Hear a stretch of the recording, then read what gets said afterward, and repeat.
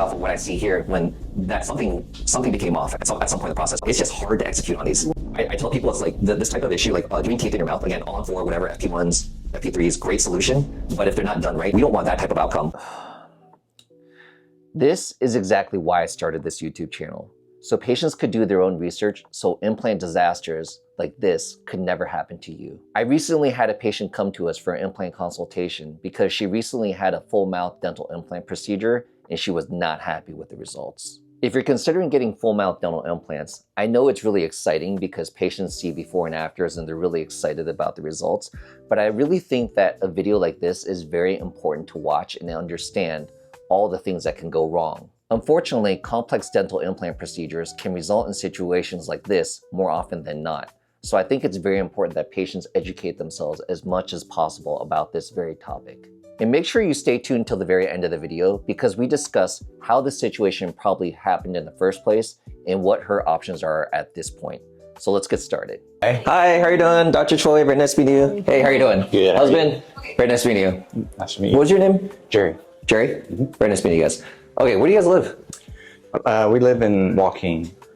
Okay. It's down in the in Texas. Okay, cool. But yeah, we had this done in Longview. Okay. Prior. How long ago was this done? This year, 3 months ago. 3 months ago. Or the permanents, the zirconia. The actual implants were done in February. February this year, though. Okay, got it. And then how long did they wait before they got you the permanent set of teeth? 6 months. Okay, cool. One other question before we continue and we take a look inside the mouth.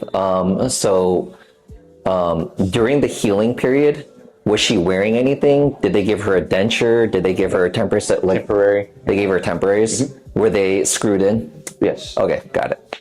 Okay. So what brought you guys in here today? What made you guys do some research? They don't seem to be fitted right. Okay. And we were just wanting a professional opinion on the actual implants themselves. Okay. And if they were good or what we needed to do to go further, because she's not happy with what she's got there. Okay. What's the chief complaint right now in regards to that? Every time she eats, doesn't matter how little, it goes straight into this gap in the front. And when she smiles, you can see where it meets the gum. Meets the gums. Okay. I've actually had another patient that, recently, actually a month ago, she was like that also. Okay, so Dr. Kukuzaki is our prosthodontist. So we'll do kind of like when we're looking at a situation like this, we want two-part assessment. We're looking at the actual implants, the health of the implants. Another factor is going to be obviously the teeth, what we call the prosthesis. So that's what Dr. Kukuzaki deals with. So actually, Dr. Kukuzaki, because in regards to like I already looked at your 3D scan. That's how I'll pretty much kind of see like what's going on with the implants. Okay. But yeah, I think this is going to be more of Dr. Kukuzaki's alley to kind of see like what's going on with the teeth and stuff. Okay. So how long did it take you guys to get up here?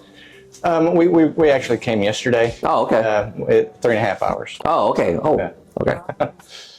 But it's a small price to pay for happiness. So yeah, we'll do whatever it takes. Yeah. We're a big fan, by the way.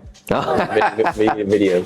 You know, we would make more, but we just don't have the time. You know? I understand that. She actually turned me on to you because she was. You did the original research, huh? Yes.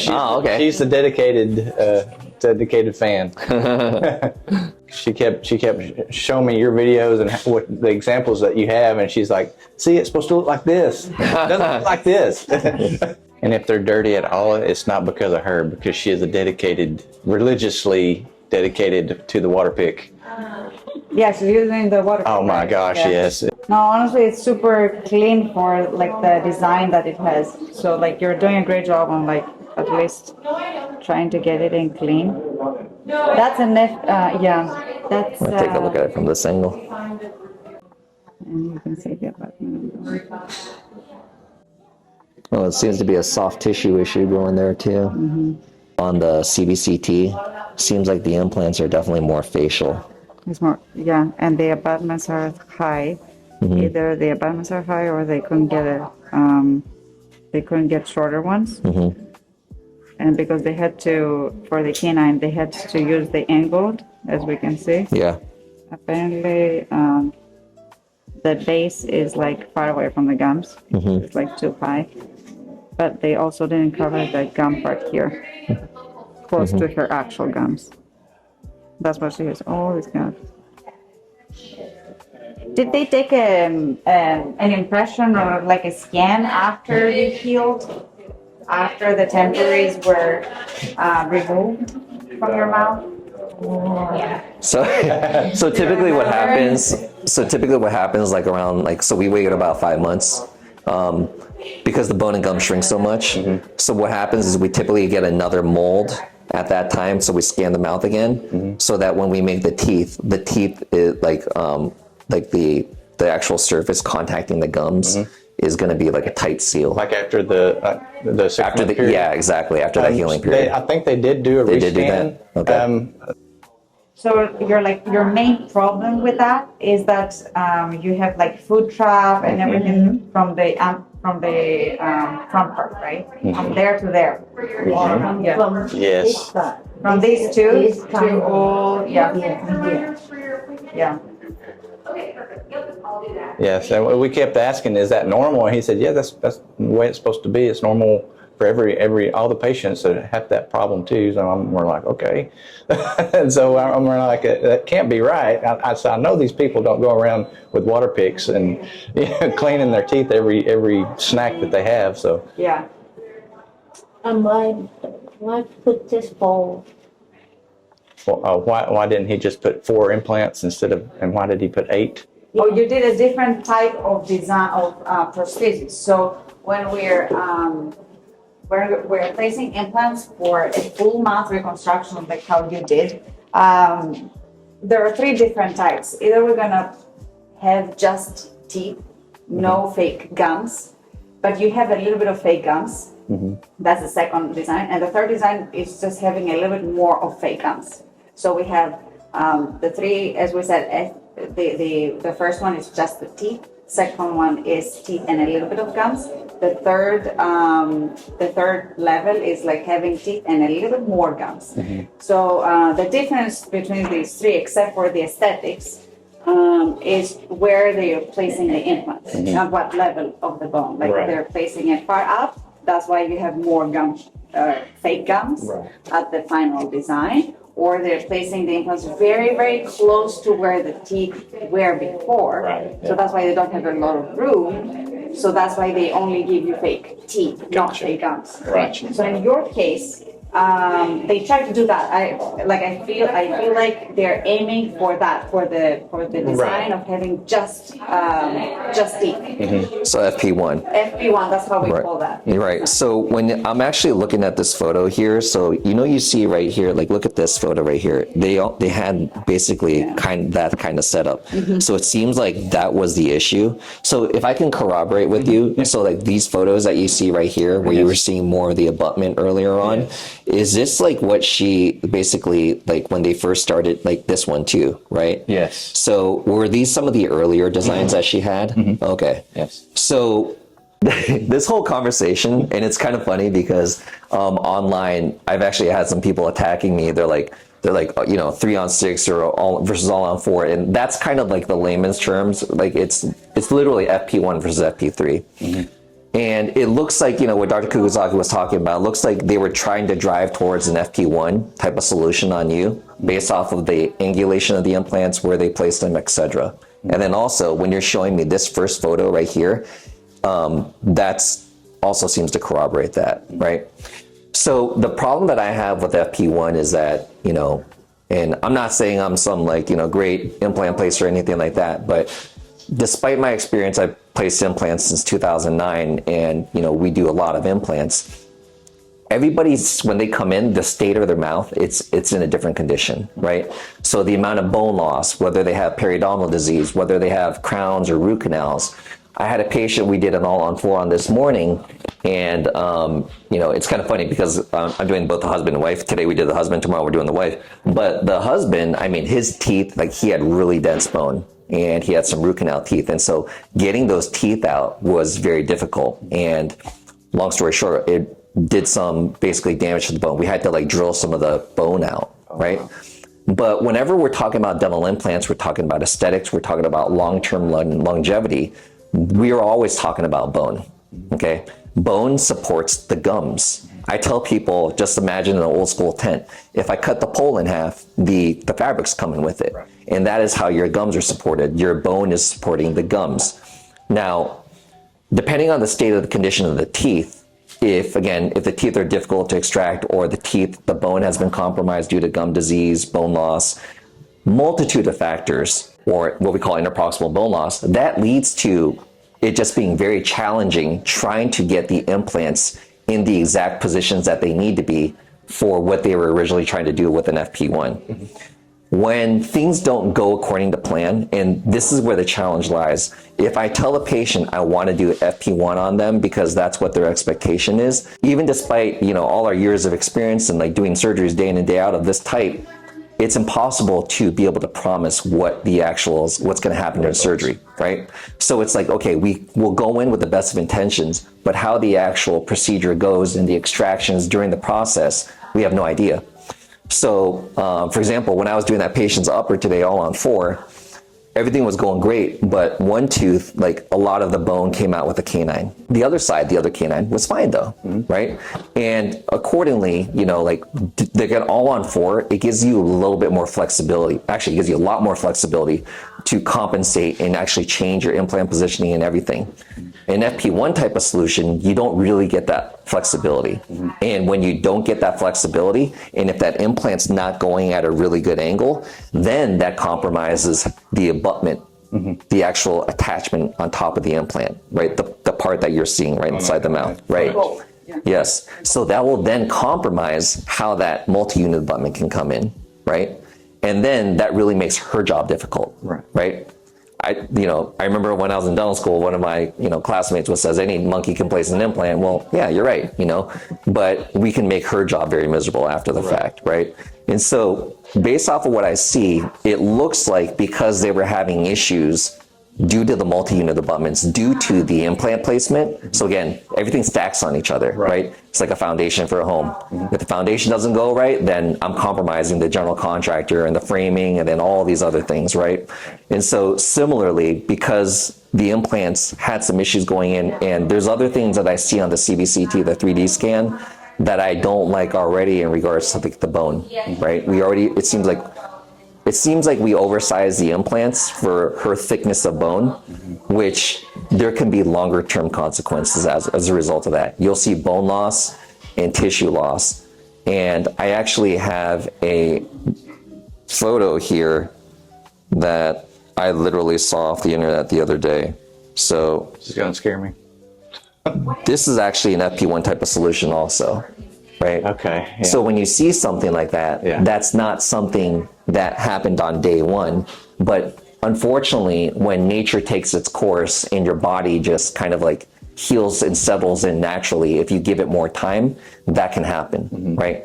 Not saying that's going to happen, but that can happen. And that is why, like, even when we're in residency, a lot of our training, like when we're dealing with front teeth implants, like, so if you talk about the most difficult situations that stress us out, it's front tooth implants. And we're just talking, let's say, even a single implant. Because we can make it look good from day one, but what we're concerned about is we don't want that type of outcome 3 years, 5 years, 7 years down the road, right? So we do lots of implants. So for example, if I did an implant like that on Dr. Kugisaki, and then 5 years from now, she looks like that, then unfortunately there's a major loss of confidence, patients won't smile anymore, all these things. So there's a lot of attention and focus that comes into making sure that the adequate amount of bone is there. And if it's not, making sure that we do the right type of bone graft and the gum graft.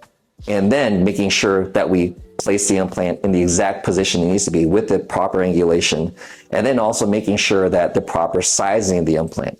All these factors can then contribute to, if it's not done properly, later on down the road, maybe it's a year from now, maybe it's 5 years from now, maybe it's 8 years from now, but that can start happening, right? So, those are all the like important factors that kind of come into play, which is why FP1s become very, very difficult and stressful, right? So it's kind of funny, like when we're doing these surgeries, like, yeah, I mean, obviously we do a lot of this, but every case is different, right? So, yesterday I did all 4, super easy. Today, a little bit more difficult, but tomorrow could be a different situation because somebody's bone thickness and density, all these different factors come into play.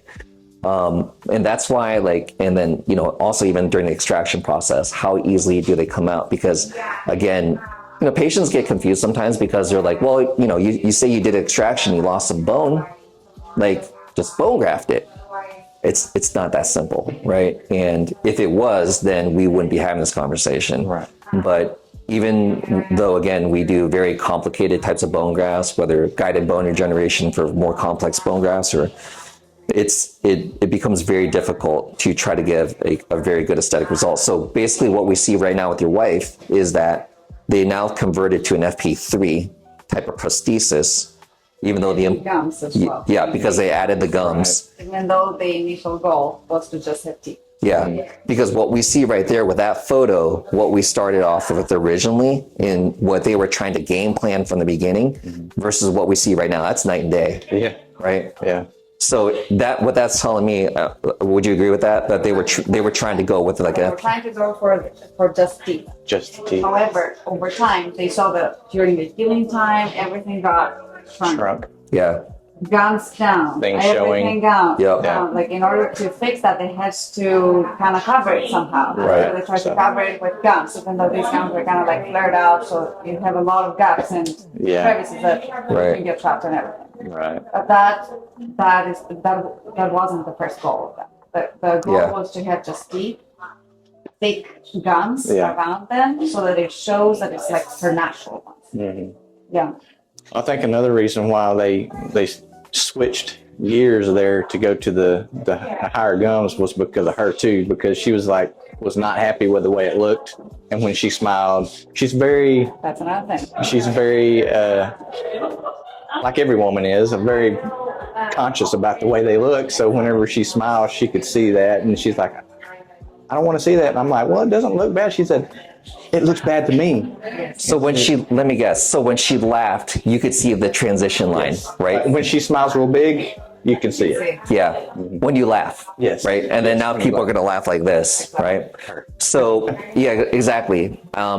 So the problem with FP1 is that your implants have to be placed at the proper angle and also like sized properly, not too wide of an implant, because that's another thing. People try to go too wide of an implant because if I'm burying something in the ground and I want it to last, I want a lot of support. Logically, a lot of people try to use the longest, widest pole, but unfortunately, your bone doesn't like that. Right. If it's too wide, right? And then the other issue is it's got to be sunk to the right depth. Mm-hmm. But here's the problem. It's a dilemma, right? Because if you sink it too deep, you're going to get long teeth, right? So if we were trying to go with an FP1 type of solution, and then when she smiled and she's laughing, suddenly it looks like she's got long horse teeth. And she wouldn't be happy with that aesthetic result too, right? So then it ended up having to transition to an FP3. So based off of what we see and kind of like what you're telling us, like our first suspicion would have exactly been, okay, their goal was try to go with an FP1. But then when you show us that photo, it's like, yeah, 100% it corroborates it that like, yeah, that's what they were going for. So I hate to say it, but like, yeah, I mean, you know, I don't blame the doctor at all. It's just hard to execute on these. Right. It's really, really hard. And to be honest, he did a good job, I think. I mean, him doing the actual implants and all that, and you know, telling us how he was going to do it, but the actual teeth themselves, the person doing the teeth, I don't think, or I don't know, is what we're thinking that's the problem. I'm not sure, but so the reality is though, I'd love to place the implants however I want and then just blame her. But the reality is like I can either make or break her success. You know, so Because the teeth are on top of something. If that's understructure is not properly planned and placed at the correct level, I cannot do miracles. Because, Yeah. you know, I have to work with whatever I have as an understructure. right. Like these teeth, I hope that now that we have a big smile and we show a lot of teeth, like because we're young, we have, you know, Yes. a big smile, high smile line, as we say.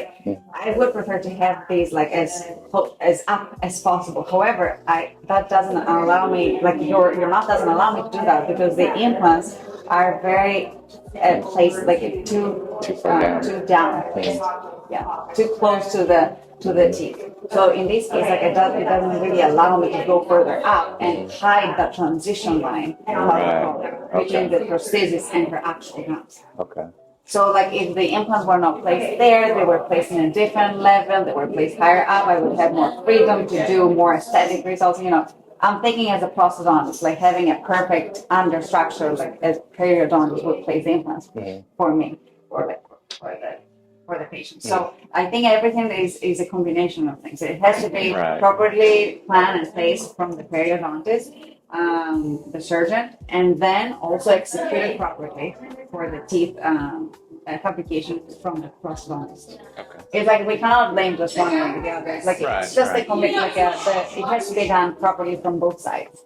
Right. Because she has a higher smile lip line, meaning like when she laughs, her lip carries. Yeah. If you're trying to go with an FP1, the implants have to be executed perfectly, because as you know, when you smile, your gum lines, you want symmetry between like the midline, right? Both sides, like this tooth and this tooth and the canines, the gum line actually alters in like levels for each one. If you actually looked at a smile, like it's actually not at the same level for each tooth, right?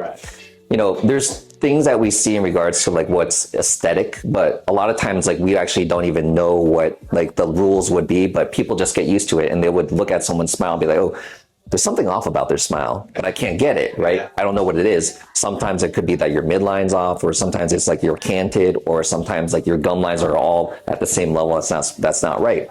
So in order for her to do her job properly and get the teeth to where they're symmetrical and the gums are looking very good, because the way the gums look is a very key aspect, right?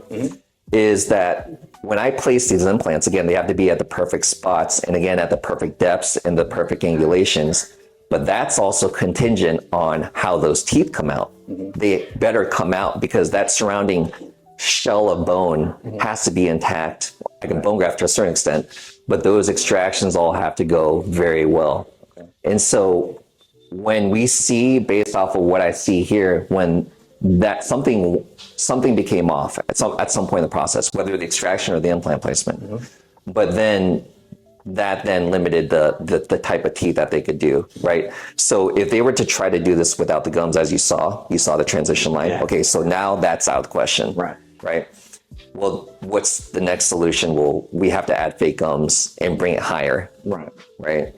And to kind of like mask things. Yeah. So, I mean, what are your recommendations and now kind of like going forward? Like, what would you say like her best option would be at this point?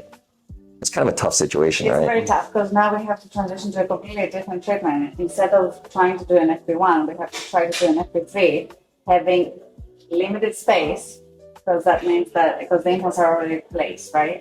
So we'll try to work with whatever we have. So in this case, what we do is that we're trying to hide everything that's showing that it shouldn't be showing because the gums are not there. We'll try to go deeper for the gums. We're going to be trying to get no guts underneath. That's all the design tricks and tips and tricks that we're trying to do. But honestly, an FP1 treatment, it's very, very particular on like which patient is selected to do that. Like it's very particular. It's not fitted for every case and for every patient. That's why a lot of people, they have less, thinner gums. These are not like good cases to start with and go to that FP1. Because it's like, then you have to use tips and tricks that you shouldn't have been using in the first place to fix problems. Yeah. So yes, I would have to see what's underneath, what I can change from the abutments and metal copings that are on top of the implants, so that I can try to bring these a little bit higher up and then try to place new teeth that they're going to be in a different design and much more fitted closer to the upper. Yes. The main goal for us is to have them fitted tighter and tighter. Yes. The thing is that I don't like this concept because it's trying to get an FP3 on an FP1 design in the mouth. Like that's not good because of hygiene reasons. Because like it's really, really hard for the patient to maintain, to clean and we understand that too. We just didn't want so much of when she ate so much things to go in there, Yeah. and her have to clean after every snack and thing that she eats, throughout the day. Because when she was working and has lunch, she can't. It's uncomfortable for her for the time she eats lunch until the end of her shift, and so. Yeah, no, This- for sure. Like it's super uncomfortable. Right, Going yeah. out and eating and then having to brush. Right. Don't do that. Honestly, the best solution, like what would be like 10% the ideal, is to remove the implants, place brand new ones, and place them at the correct level of the need. In order to fix that problem and having no cleaning issues Okay. later on. If we want to keep the implants because of any reason that the periodontist will see, then we have to do tips and tricks for the prosthesis to be looking better Okay. than what it is right now. Which is not, as I said, it's not ideal because this design is not, the design, like the treatment in the mouth is not supposed to be for the treatment that we'll try to do, like the design of the teeth that we'll try to do. Doing an SP3 on an SP1 space is super hard. Yeah. Yeah. And it's not the ideal. Right. But we'll see. The periodontist is the That was specialist on the implants. So when we have to check what we're going to do with the implants. If the implants are, if we're deciding that we're going to keep the implants, then we're going to see what we can do for the prosthesis, for the teeth. I mean, It makes sense to do. I know it's got to be frustrating because nobody wants to hear that, right? Like the thought, I mean, like if I was you, like, and I had the thought of like, going through another surgery or removing implants is like terrifying, right? Yeah. Cost, just more appointments. We have a lot of implants. So maybe another assessment we could do, and maybe we can't. We'd have to like spend more time to evaluate it because again, the implants are pretty superficial, but some of the implants that I'm concerned about. So for example, that canine that we're looking at. So when we're looking at a 3D scan, we can actually see that this implant is way more to the outer edge. Yeah. What we call like, it should like, so this is the bone, right? And we're looking at a cross section from the side. Right. So this would be like her nose. This would be the roof of the mouth. This implant should be more like this right here. And what's happening as a result is that the implant at its angulation is out here, completely outside of the bone. Okay. So what she's going to see in the future is like, she's going to start seeing gum and bone just basically start pulling away from this. Yeah. Right. That's what we're afraid of. Yeah. So another option too, that if you did decide not to go with the future prosthesis, like or whatever, is like, I would actually just remove that implant. Like, we call it putting it to sleep sometimes, just like deactivate the hardware, pull out the abutment, put a cover screw on there. But this one, I think, would actually turn into a further problem in the future. So I would actually, at this point, because it hasn't been forever, I would actually just untorque that implant, pull it out. That's what I would do if I wanted to stay less invasive about the whole situation. Mm-hmm. I know like with a whole nother zirconia prosthesis and all that stuff, there's more costs and time involved and stuff like that. But so, there's multiple options, right? What if you had to start over, which you wouldn't want to have to do that at this point. That's always an option. That's going to be definitely more invasive. It's going to be more costly, more procedure time, all that stuff. But you could do it right? So we would go with an all-on-4 configuration, place the implants to where they need to be, proper angulations, all that stuff. If you want minimal and you're like, I can't do that surgery, then let's say the ones that are going to be a compromise in the future, we'll take those out. I looked at the front ones also. That's where the bone's pretty thin and the implants are pretty wide. I don't love that, but I feel maybe at this point to remove those just for the sake of that fact that there was enough bone on the outer edge, that would be a little too aggressive in my opinion. So, maybe it was just kind of like a wait and see approach, because you're kind of like in that tweener zone, right? Mm-hmm. There's some cases that are like, oh wow, we got to get these implants out immediately because this is really bad, right? But this is kind of in that tweener zone where it's like, okay, well, we got several options. What can we do about it? But this is the type of stuff that this is why I make the videos, because I tell people it's like this type of issue, like doing teeth in your mouth, again, all-on-4, whatever, FP1s, FP3s, great solution. But if they're not done right, it's like a house. You can go into a new home, you get the new home smell, and you see the beautiful kitchen countertops but then you don't know what's lurking behind the walls. Yeah. And what's going on, like whether it's plumbing, electrical, they can bite you, a few years from now, but you don't see them, right?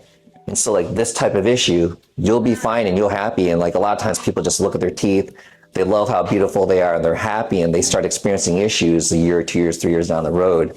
And they're like, well, how did this happen? But if we look at the scans right from the get-go, we were able to predict it, Now, the crazy thing about it is, again, I've, been practicing 14 years. When I see stuff like that, sometimes it shows or it starts giving issues a year down the road. Sometimes it waits 5 years before it starts giving issues. So that's really hard to predict. But I would say stuff like this it's gonna come down. And the other issue too is when we were looking at her gums, we could see mucosa. She doesn't have the proper type of gum around that multi-unit abutment either. So see, again, like there's like, whoa, what are you talking about gums? I was like, yeah, actually the health of the gums, the type of gums actually surrounding your multi-unit abutment and an implant has a factor on the longevity of your implant also. So yeah. See, Eugene? She did have a periodontal infection before he pulled. So that was actually one of the main reasons that we wanted to do this, was because of the after effects of the chemo and her making her body getting weak, and her bones were retracting more, and so it made her teeth really, really loose, so she couldn't really eat anything anyway. And so we figured we'd do the implant thing, and now we're here. So like that's kind of like another factor, that if you have bone loss, it's definitely not ideal to put someone into an FP1 type of solution, right? Again, that someone like listening to this or whatever is just, in this conversation is like, we're always talking about the bone, right? That bone is so precious, and it's kind of like sets the whole course for the treatment, Right. But, so yeah, I mean, again, just to kind of sum it up, there are some implants that, are a little questionable in the long term.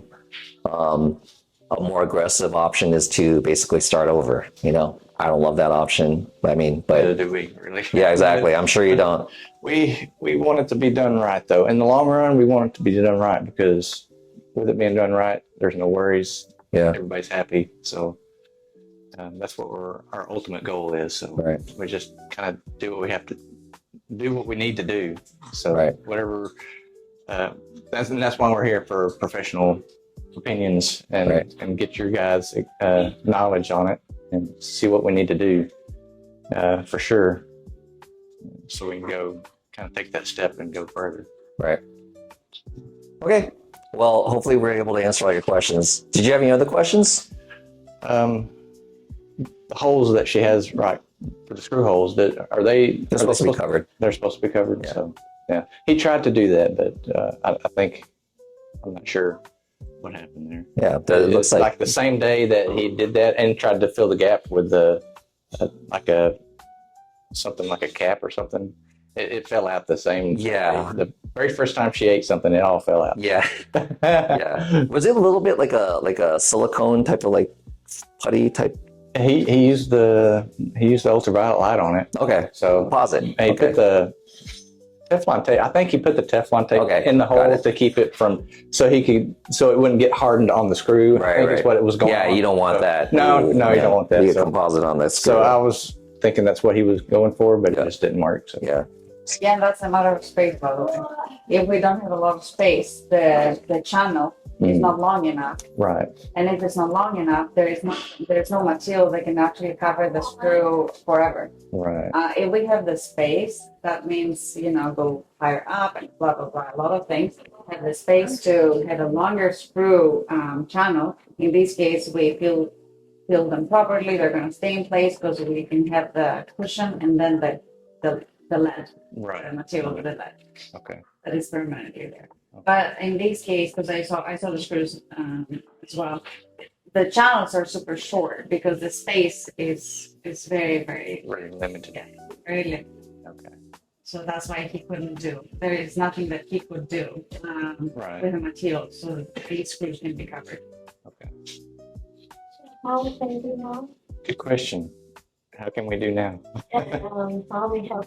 What do we need to do? Should we consult with this doctor and let him pay him the $2,000 and let them redo the permanents, or should we? Is that something that we should let you guys handle?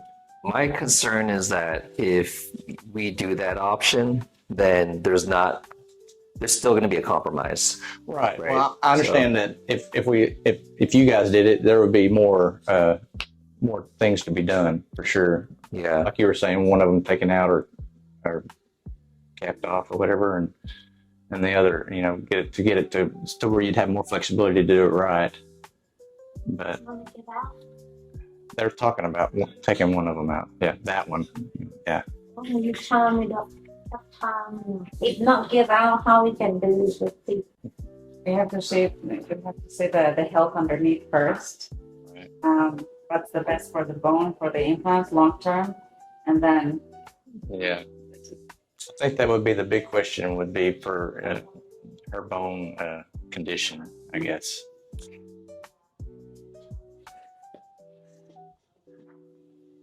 Actually, I was just thinking about this. I did an all-on-4 on a patient 2 weeks ago, and she had some implants for a few years. And remember that issue I was telling you about, like oversizing the implant? Mm-hmm. So this is exactly like what it looked like.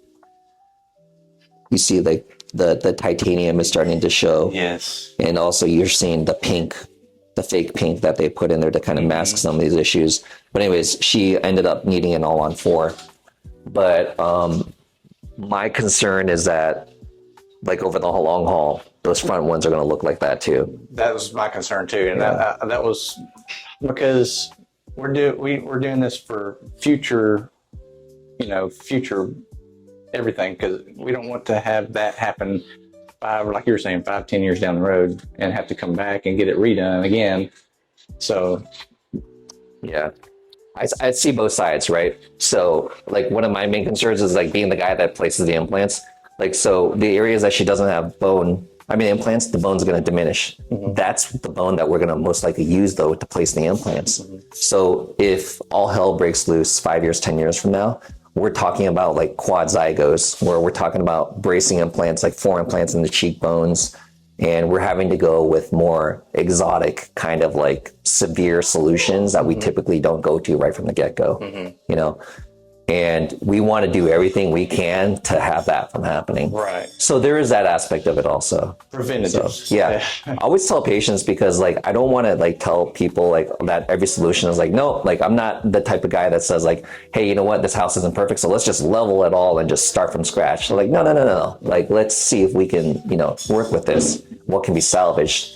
That obviously is like a lot of time and effort, right? And then when we're talking about surgery, that's the actual surgery in your mouth, and then the costs associated with it too, right? So it's a very multifactorial, decision that needs to be made. So, I feel like what we just try to do is like, hey, here are the pros and cons of like, kind of like all this options.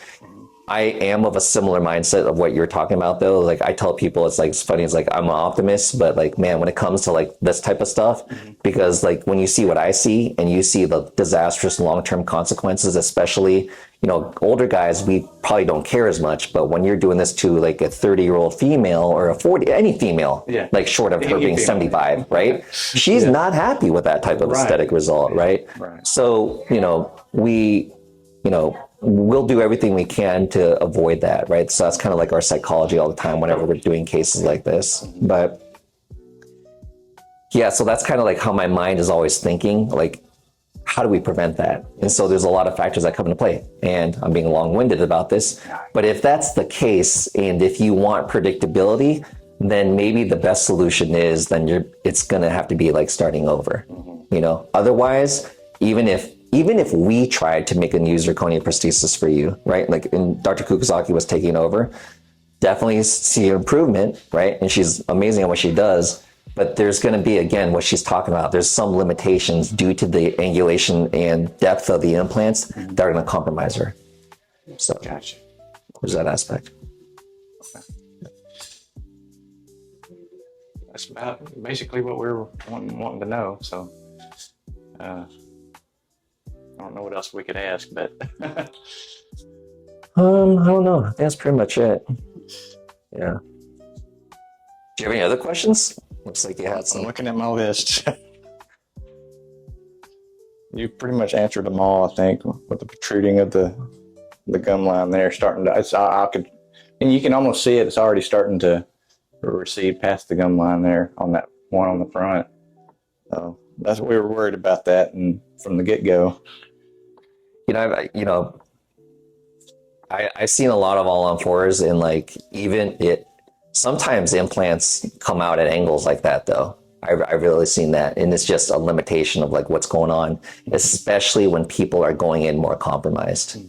Like, so, a lot of times people will just look at x-rays and just be like, oh, that should have been like, how did that happen? And I was like, having been the guy that like does these surgeries, like there's just sometimes like the bone is what the bone is. And so you're just trying to deal with the things. And that's why the multi and the abutments for all on fours are awesome, because we can compensate. But yeah, unfortunately, but if we see something like this, then yeah, the long-term predictable thing is, yeah. Just So I'm going to put you on the spot. Mhm. From everything we just talked about and everything you've seen, what's the one thing that you would suggest that we do? What's the next step we should do? I mean, should we just, like you said, start all over? Or What's your thought?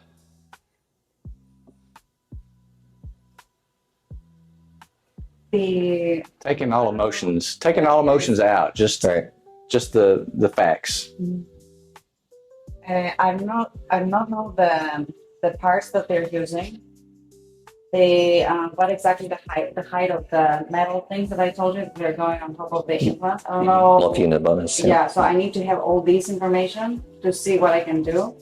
If this is the best that they found for the cuts that they exist from the market, that means that this is the space that I have. For me, I mean, that's the very first thing, the space. Then I look at other stuff. I look at how are we gonna ever fix that implant there? The canine over there is completely off. That has to be gone. Right. There's no way we can actually, cover it Okay. and be stable over Be time good. and long term, durable. Is that the only one that would have to come out? And there is one right next to it because we have to discuss Those what we're two gonna together? do about that as well. Yeah. So like there are a couple of things I have to have before I can let you know what we can do. Okay. If you would definitely want to save some implants, I have to look at like the cuts, what kind of implants we're using, like this kind of stuff. I have to see one by one what we're doing with that. Okay. How what's the predictability for the implant itself, and then what the cups they used. This kind of stuff, and Okay. then we can let you know what's that- the best solution or what's the second best solution. Okay. Is that something I need to talk to them about and get the information? Get that information. Yeah. Yeah. Okay. They're hyacinth implants, though. Yeah. Mhm. Yeah. Okay. So, I mean, yeah.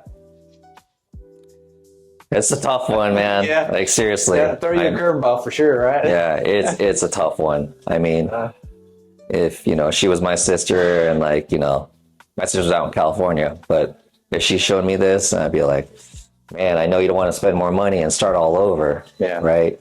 Nobody wants to hear that. No. So, but there's definitely I don't like the front implants. Like, I don't like the front implants.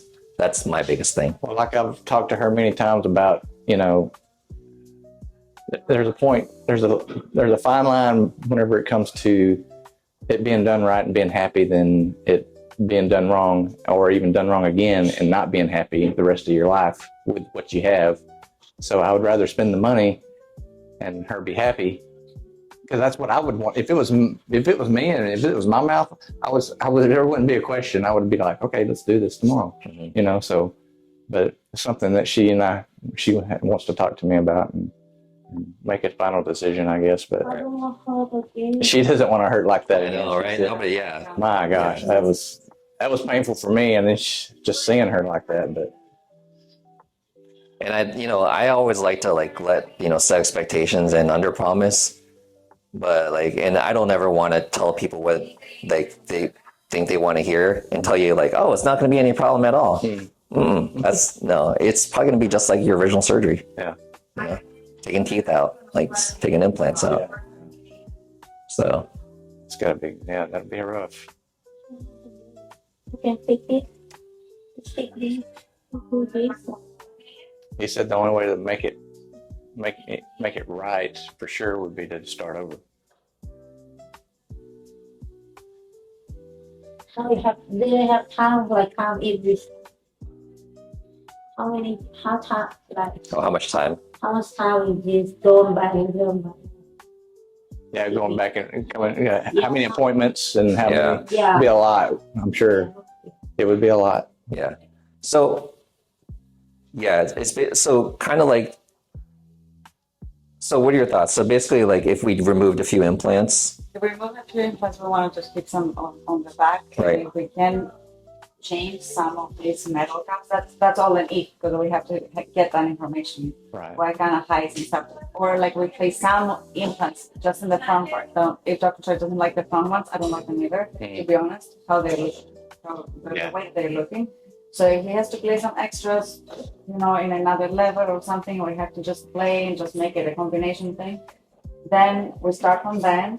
We start from all the surgical part that has to be done. We wait with these ones, with these teeth, till we get everything healed, and then we go to a new prosthesis. Okay. Yeah. And we're probably talking 6 months to heal. we usually wait. Now that the bone and gum has really done its shrinking, 4 months, just like we wait for any upper implant. Okay. So 4 months, and then you fine tune everything.